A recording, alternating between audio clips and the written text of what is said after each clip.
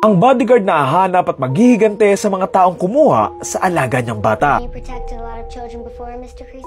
Counter-terrorism work? Pita! Pita! These artists dead about to paint his masterpiece. Susundan natin dito si Creasy na kinuhang bodyguard ng isang mayamang pamilya. Sunod-sunod kasi yung kaso ng mga pagdukot sa kanila, kaya naman bilang dating sundalo at nangangailangan nga rin ng pera, tinanggap ni Creasy ang trabaho na ito. Dito na nga niya makikilala ang batang babae na si Pita na magiging kaibigan at parang anak na nga rin ni Creasy. Ang araw, dito nga may kukuha kay Pita and unfortunately, hindi nga siya makakaligtas dito. Kaya naman, dito nga maghihigante at hanapin nga ni Creasy ang lahat ng kasali sa nangyaring ito kung saan isa-isahin nga niya silang lahat para managot sa pagkuha sa batang nagbigay sa kanya ng pag-asang mabuhay pa.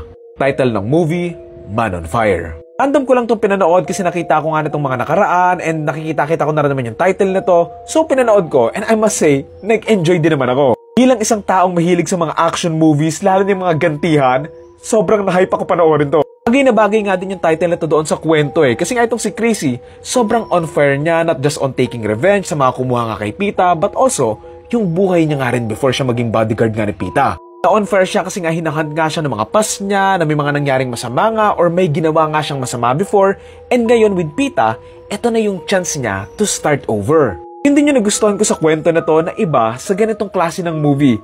Kumbaga dito, binild nila yung relationship nila Pita and ni Creasy. Mas nakadagdag yun ng weight kung bakit sobra-sobra nga yung pag-e-effort niya para nga makapagigante kasi hindi lang siya basta bodyguard ni Pita kundi parang kaibigan, best friend, and magulang na rin. Fun din kayo ng mga typical action movies noong 2000s na sobrang daming shots sa pabago-bago, din magugustuhan nyo to. Lalo na tuwing gumaganti siya, hindi mo palagay yung camera tsaka yung nag-e-edit Sobrang daming change of shots and angles, pag ganun-ganun yung mga shots. Napanood nyo na to, panigurado alam nyo na rin, pero spoiler alert, buhay pa naman din si Pita, and for me, medyo unnecessary lang yun sa story. I mean, kung na-reveal lang sana nila agad or may hints or details nga na buhay pa, baka pwede pa Pero kasi parang regardless if nategi siya or hindi, mag-work pa rin naman yung story. Yes, nakadagdag siya ng weight na mas papaniwalaan mo kung bakit nga ba siya maghihigante, pero it's a twist that doesn't fit with the whole story and also, mapapakamot ka na lang ng ulo kasi what a coincidence, binuhay pa talaga nila si Pita. Meron din silang pinakitang part dito noong una na pinagbintangan nga nila si Creasy na siya yung suspect nga,